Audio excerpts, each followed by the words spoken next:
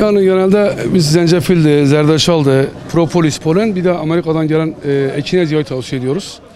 Onları düzenli kullandıkları zaman bağışıklık sistemleri de bir şekilde kuvvetlenir.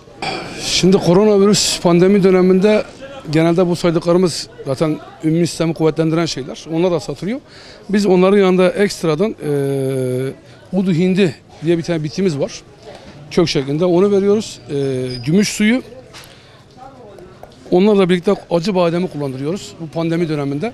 Yani kullanan korona rahatsızlığına yakalanan vatandaşlar bunlarla birlikte daha çabuk ayağa kalkıyor.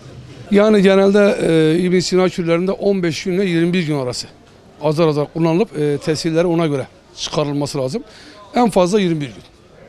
En fazla 21 gün, yoksa karaciğeri tıkarsınız, böbrekleri tahriş edersiniz. Yani genelde biz ıhlamur veriyoruz. İşte papatya veriyoruz. Hatmi çiçeği falan veriyoruz onlardan. Fıstık kabuğu var. Bizim Urfa fıstığının kabuğunu da kaynatır içeri genelde soğuk hava için. Kuşburnudu, işte hibisküstü, o çaylardan veriyoruz genelde. Yani bu pandemi zamanında halkımız kendi kendine dikkat etsin. İşte sosyal mesafeye de maske kuranlar, biz şimdi maskemizi çıkardık ama maskeye falan dikkat etsin. Mümkün mertebe bağışıklık sistemini kuvvetlendirecek ürünler takviyesi, meyve sebze yemeye gayret göstersin. Meyve sebze de bizim ilaçların yanında meyve sebzeleri de tüketmeye devam etsinler. İnşallah Rabbim bizleri bu hastalıktan kurtarır. Çünkü kendi işlerimize geri döneriz. Vardır. Yani kişilere göre değişir. Kişilerin alt hastalıklarına göre uyumsuz bitkiler vardır. Yani bitkileri kullanırken size gelip gelmediğini ya doktor kontrolü ya da deneme yöntemiyle azar azar kullanıp bulabilirsiniz. Şanlıurfa Aktar Pazarı'na aktarlık yapmakın esnafım. Şimdi bağışıklık sistemi için öncelikle zerdeçal, zencefil, keçi boynuzu pekmezi, ekinezye çayı, hibisküs dediğimiz kuşburnu, artı bir de tane kuşburnu. Bunlar bağışıklık sistemini yükseltir ve vücudu zinde, dinç bir şekilde tutar.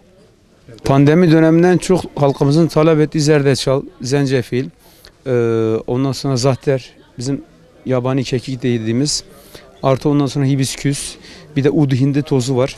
Udu hindi kökü var, bir de udu hindi macunundan yağı var. Bunlar da üst alt yolu solunum enfeksiyonları için, akciğer falan virüsleri temizlemek için. Artı bir de çam kozalak pekmezinden çam kozalak macunu var. Yani halkımız bunlara yönelmekte. Yani doktor kontrolünden normalde kullanılmalı ve alacak kişinin aldığı zaman esnaf arkadaşlarımıza herhangi bir rahatsızlık olup olmadığını belirtmeleri lazım. Yani vatandaş tansiyon hastası geliyor, bu otu ver diyor bana. Hastalığını belirtmiyorlar. Normalde kullandıkları ot da o tansiyon ya yükseltir ya çok düşürür. Allah muhafaza yani. Onun için vatandaşlarımızdan ricam, esnaf arkadaşlara gittiği bir şey istedikleri zaman, yani bir hastalıklar varsa onu belirsinler arkadaşlar, ona göre ilaç kendilerine tavsiye etsinler. Soğuk havalarda ıhlamur, ada çayı, kuşburnu, papatya, zencefil, havlucan, ondan sonra bir de melisa çayımız var, bir de hatmi çiçeği var. Soğuk havalarda özellikle ben bunları tavsiye ederim yani. Tabii yan etkileri var. Mesela yüksek tansiyon hastaları günde bir bardaktan fazla kullanması sakıncalı. Artı hibisküs çayımızın günde bir bardaktan fazla tüketilmesi zararlı. Yani normalde çoğu zarardır. Yani sağlıklı insanlara da zarardır. Bir bardak günde tüketmeleri lazım. Artı bir de kaynatılmayacak demleme usulü ki fayda görsünler vatandaşlarımız. Yani vatandaşlarımıza söyleyeceğim, yani bu dönem özellikle bu aylar hastalıkların yoğun olduğu mevsimler geçişten dolayı özellikle bu aylarda vücut sistemini, bağışıklık sistemini yüksek tutsunlar ki herhangi bir hastalığa yakalanmasınlar.